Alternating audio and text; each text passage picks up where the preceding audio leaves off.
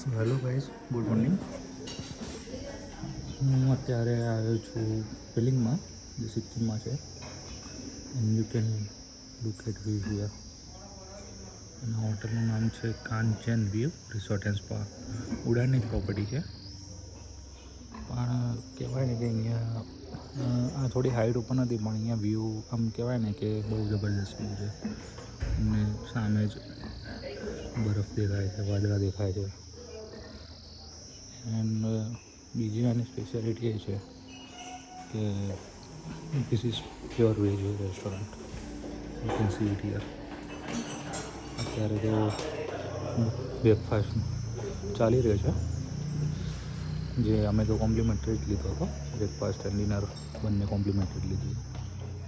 Property સારી છે, અને કહેવાય ને કે 6 મહિના થયા છે આ પ્રોપર્ટીને મને. હા, અમુક ફેસિલિટીઝ ઓછી છે.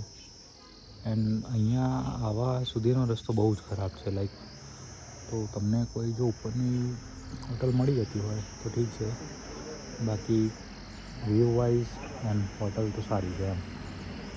હા, અમુક કોન્સ બી છે આના, કે જેમ કે અહીંયા તો હીટરની જરૂર પડે જ.